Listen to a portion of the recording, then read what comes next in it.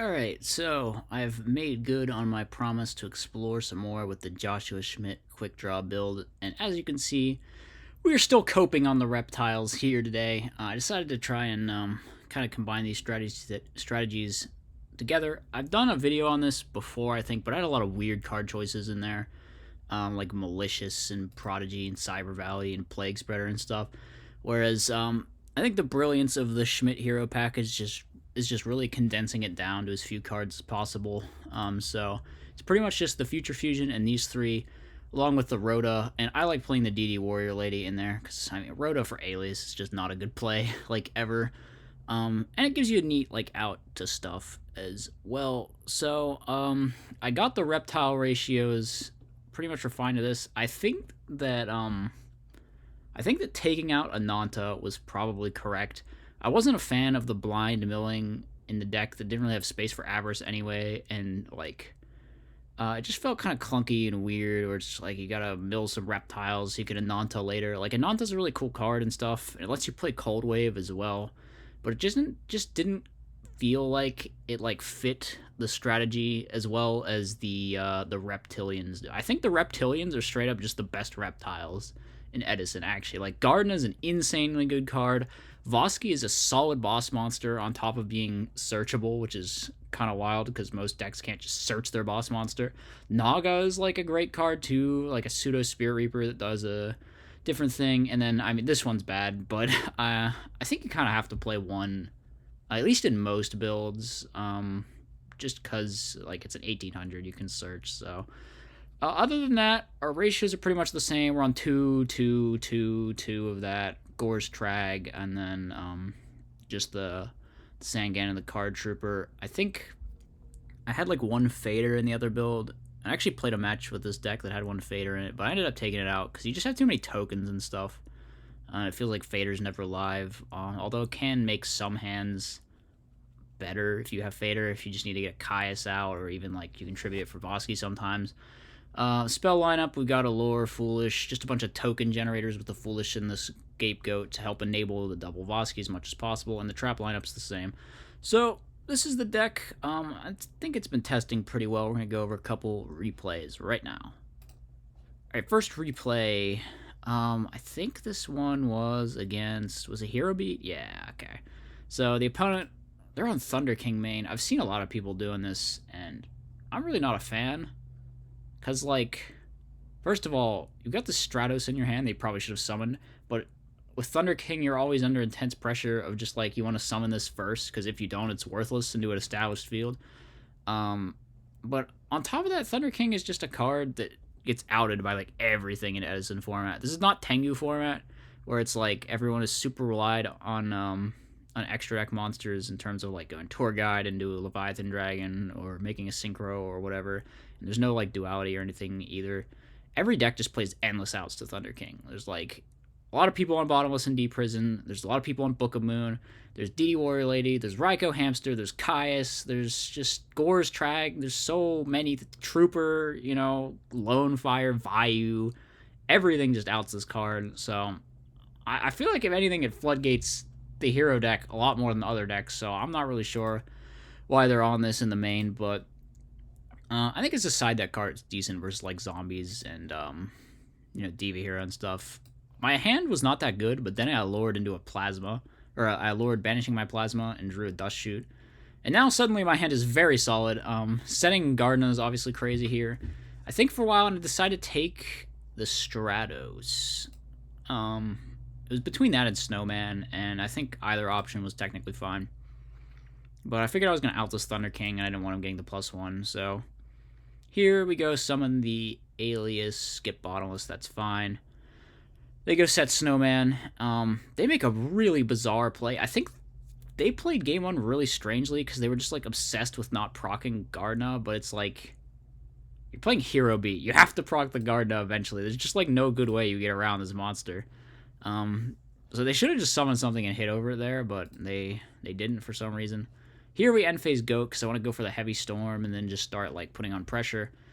They Hero Blast, and then they don't destroy the Gardna, which is just, like, why? You like this Gardna will go off, I promise. I played the game. It eventually goes off anyway. So you're not like stopping anything. Here they probably should have just hit over Vasky, by the way. I don't know why they didn't. That was super questionable. That was like probably the worst thing they did all game, was not just taking over. Maybe they forgot that this was a water, which I guess is understandable because no one's ever seen this card before. So yeah, we pop with Vasky, we just get another Vasky, we set the Dandy. Okay. We get some tokens. I think they main phase 2 Miracle. Yeah, I don't know. The opponent's just making questionable choices here. We go for Drill, and then we have Drill into Caius, and that should pretty much just be the end of the game. Yeah, their hand doesn't do anything here.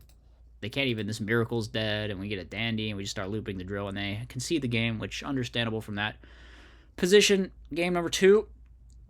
My hand's not bad. Once again, we have a Lore, which just, Lore always feels good to resolve. I think I get rid of Trag actually and decide to, because like with this hand, I know we have Future Fusion and that's gonna make Gores dead, but I feel like we also just kind of want to vomit cards into his back row and trade, and that's gonna make the Trag really bad. So I figured we can just like not activate Few this turn or something, and then we'll be fine. So we do that. They hit into Gores, and we drop the Gores. And the Gores is actually pretty good. It's going to trade with multiple things. And now we can activate the Miracle Fusion. We go for Absolute Zero. I think it's kind of the better option here. We don't really have any ways to like convert off Dandy tokens. And then I make a really greedy play, which actually maybe this was kind of questionable. I think I could have just set this and passed. Because if this was like Hero Blast, we would have gotten super punished. But fortunately for me, it was Judgment. So we just trade the offerings with the Judgment. And, you know, our guy gets run over, but that's much more acceptable than the alternative. So we have an Ab-Zero coming down in the turn. I decide we just got to hit over that Ocean, right? I mean, don't want to give him a free +1. Plus, it, like, threatens everything because it can... They should have hit over this token with the Ocean, by the way. Instead, they... Because this thing's just walling their whole field, I think. But instead, they hit over the Alias. So now they crash the T-King so they can resolve the Stratos. I think that was a pretty good play. But they are actually just dead on this turn because Ab-Zero Normal Summon DD Warrior Lady is lethal. So kind of unfortunate there for the Hero Beat player. All right, other match. This was up against a really cool deck, actually. It was Gear Town Fairy. Maybe I should make a build of this deck. I don't know why they're on Vanity's Ruler. I guess it's a Fairy monster. Here I decide, this hand's a little bit awkward actually, but we can make turn 1 Stardust, which is just insane, so we do that. And then here, I guess they just go set because they have to. We go Caius, hit for a bunch, and then they could have purple lighted this Dust Shoot, but actually they just can't do anything even after they purple light the Dust Shoot, so yeah, they go to the next game. And this hand's also kind of mediocre, actually. This is the Battle Fader I was talking about earlier. Didn't make the cut. I think this is the only card that was different, though. So, this game's a little odd.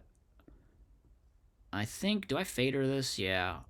And then we get a nice +1 with the Vanity's Fiend. I could have set the Mirror Force, but I actually don't. And they Honest Over.